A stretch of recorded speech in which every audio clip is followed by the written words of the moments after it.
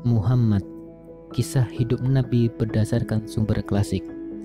Penulis Martin Links, Abu Bakar Sirajuddin. Bagian pertama, Rumah Allah. Kitab Kejadian atau Genesis menceritakan bahwa Ibrahim tidak memiliki anak dan tak ada harapan lagi untuk memilikinya.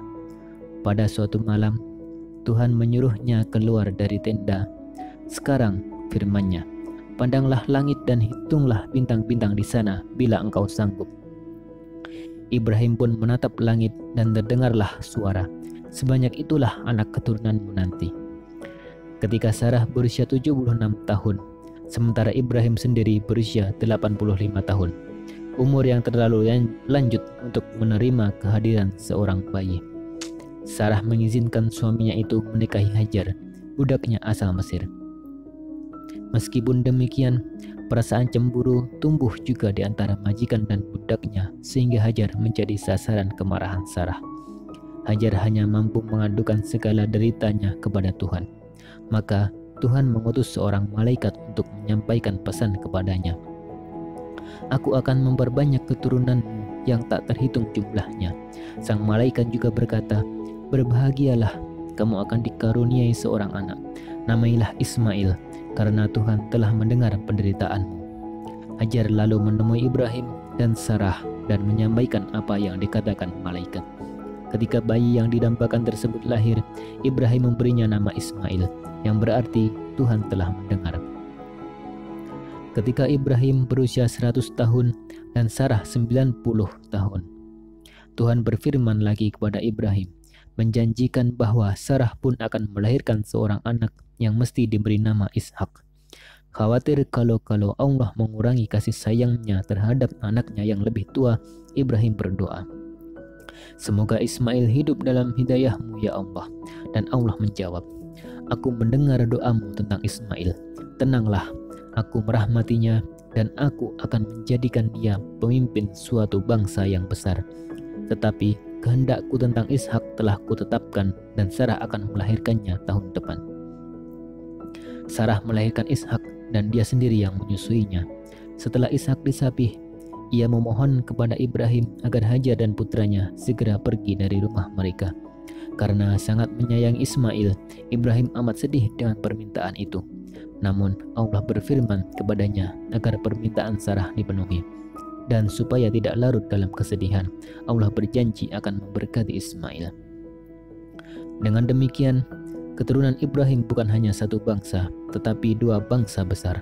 Dua bangsa besar dan negara adik kuasa yang menjadi sarana menjalankan kehendak langit, yang kepada mereka Allah tidak saja menjanjikan kemakmuran duniawi, tetapi juga keluhuran spiritual. Ibrahim menjadi pemimpin dua aliran spiritual besar, yang tidak mengalir bersama tetapi memiliki jalan masing-masing. Ibrahim yakin bahwa Hajar dan Ismail senantiasa dalam naungan rahmat Allah dan dalam lindungan para malaikatnya, sehingga segalanya berjalan dengan baik. Dua aliran spiritual, dua agama, dua dunia bagi Tuhan, dua lingkaran, dan karena itu juga dua pusat. Itulah tempat yang disucikan bukan atas pilihan manusia, melainkan telah ditetapkan oleh kerajaan langit. Ada dua pusat suci yang melingkupi Ibrahim, satu di daerahnya dan satu lagi mungkin belum diketahui. Dan mungkin kesanalah Hajar dan Ismail dituntun ke suatu lembah tandus di Arab, sekitar 40 hari perjalanan unta di sebelah selatan Kanaan. Lembah itu bernama Bakkah. Dilukiskan bahwa semua sisinya dikelilingi bukit kecuali 3 bagian. Satu bagian di sebelah selatan, satu bagian di sisi utara, dan satu sisi yang terbentang ke Laut Merah, 64 km ke arah barat. Alkitab tidak menceritakan bagaimana Hajar dan Ismail menempuh perjalanan ke Bakkah. Barangkali keduanya ikut rombongan kafilah karena lembah itu terletak di salah satu rute utama perjalanan. Jalur itu sering disebut rute minyak wangi karena dilewati parfum, kemenyan, dan barang-barang lain yang dibawa dari Arab Selatan ke daerah Mediterania. Mungkin saja begitu tiba di tempat itu, Hajar dibimbing langit untuk meninggalkan kafilahnya. Tak lama kemudian, sang ibu dan putranya merasa sangat kehausan. Sampai-sampai Hajar sangat khawatir akan keselamatan Ismail.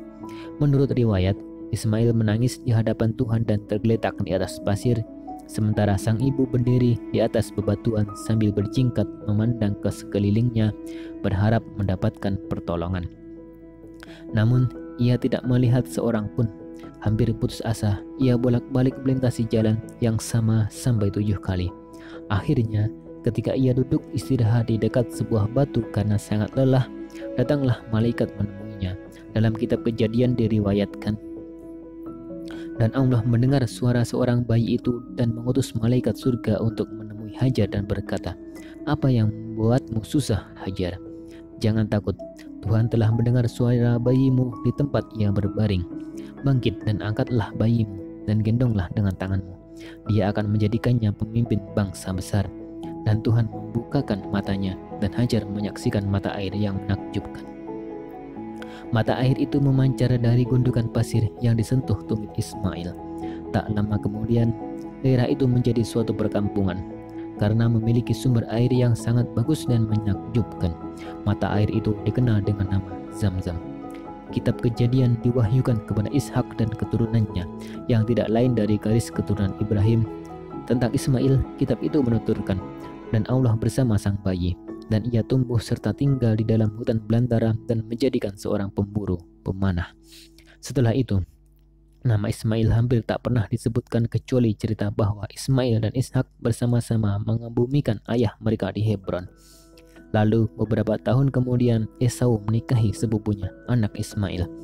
Namun ada suatu pujian tak langsung kepada Ismail dan ibunya dalam Mazmur yang menyatakan, betapa indahnya tempat ibadah mereka, suatu rahmat Allah. Juga ketika bercerita tentang keajaiban Zam-Zam yang membuat mereka senang melintasi perkampungan itu.